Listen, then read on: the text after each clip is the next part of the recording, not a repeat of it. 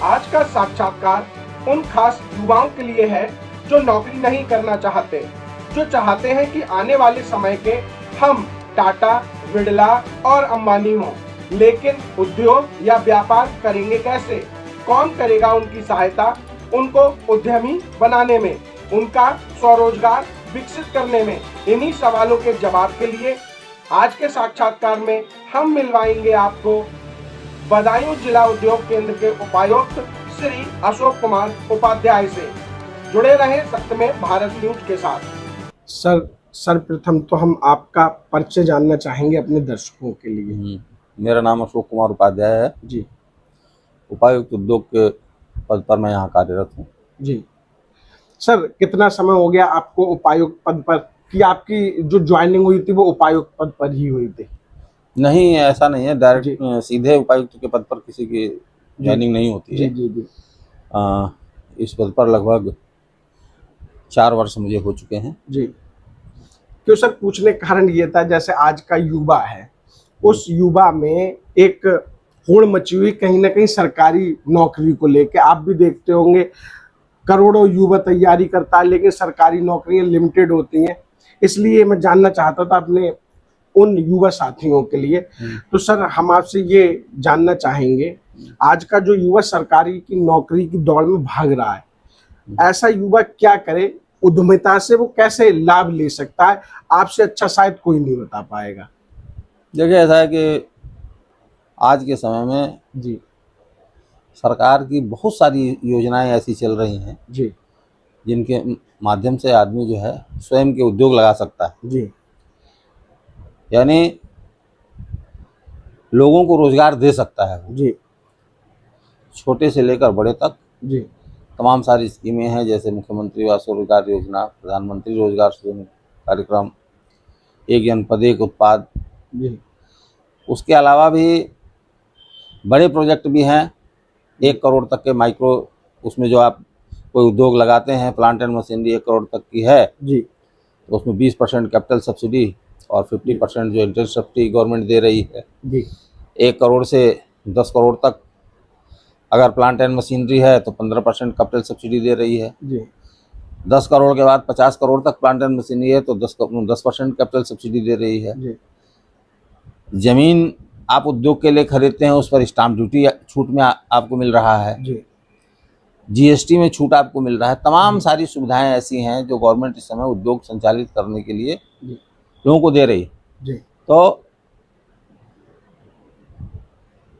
आदमी को government job हुआ या जो भी आदमी करना चाहता है उसमें अप्लाई करे, लेकिन मेरी सलाह ये है युवाओं को कि वो उद्योग की तरफ आएँ, उद्योग लगाएं जी, और स्वयं जो है लोगों को रोजगार उपलब्ध कराएं। बहुत बड़ी संभावना है, अनंत इसमें जो है खुला हुआ आकाश है। आदमी अपनी योग्यता और अपने परिश्रम के बल पर बहुत ऊपर तक जा सकता है और बहुत सारे उद्योग, और हम जो आप पहले के जो इन लोगों ने उद्योग लगाया है उन लोगों से आप पता करेंगे तो छोटों से लेकर आज अरबपति खरबपति बने हुए हैं। तो तमाम सारी ऐसे योजनाएं हैं जिनके माध्यम से युवा उद्योग लगा सकते हैं और लगा भी रहे हैं।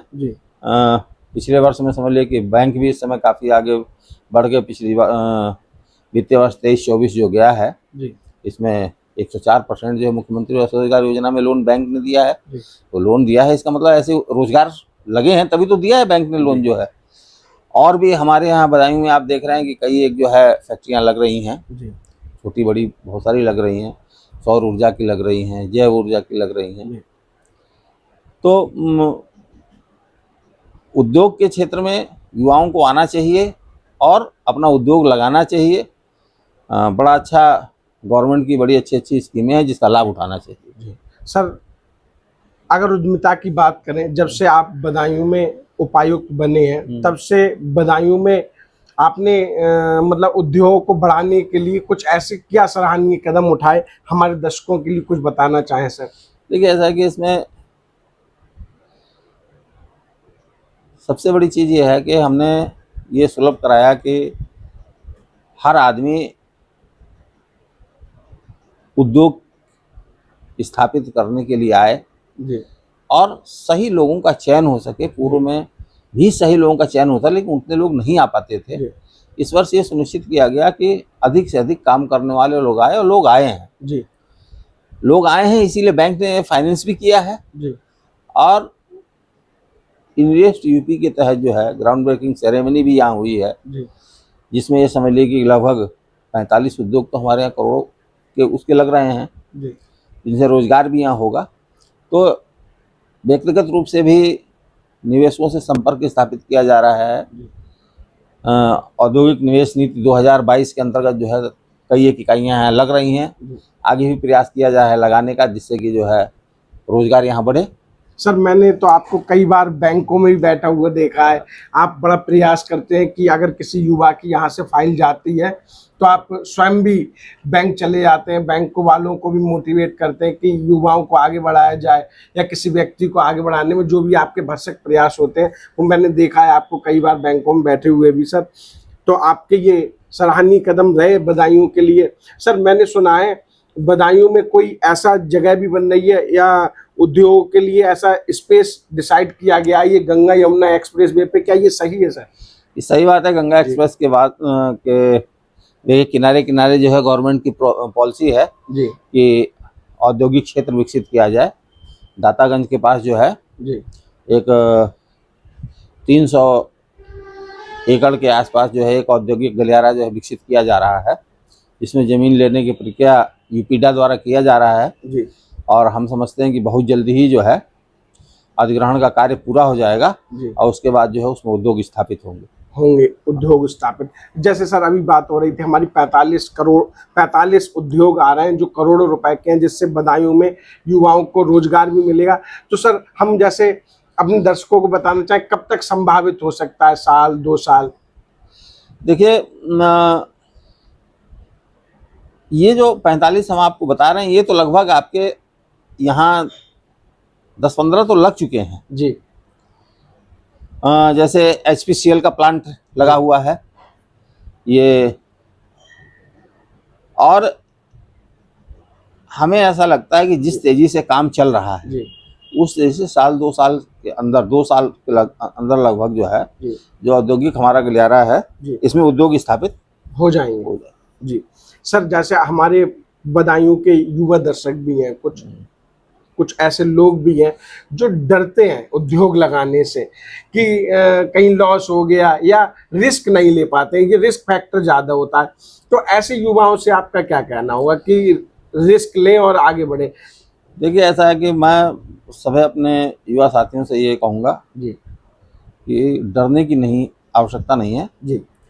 आप किसी काम को करें जी तो उसके लिए पूरी जानकारी हासिल करें जी उस काम के विषय में और उसको करें आप। जी। किसी काम के लिए किसी के सहारे के नहीं, आप सीधे जिस योजना में आप मदद चाहते हैं जी। जो आप स्कीम स्थापित करना चाहते हैं, ऑनलाइन तमाम व्यवस्थाएं हैं उसमें आप उसकी मॉनिटरिंग कर सकते हैं जी।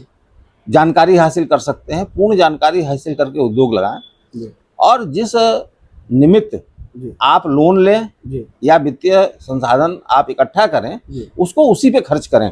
जी। ये नहीं कि आपने लोन बैंक से लिया 10 लाख रुपए का आटा चक्की लगाने के लिए और आपने मकान बनवाना शुरू कर दिया, तो निश्चित रूप से वो किस्त आप नहीं जमा कर पाएंगे।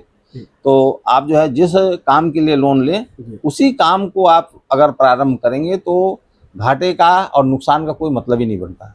एक काम है, काम की तरह लिया जाएगा तो हाँ। आगे अवश्य बढ़ा जाएगा। हाँ।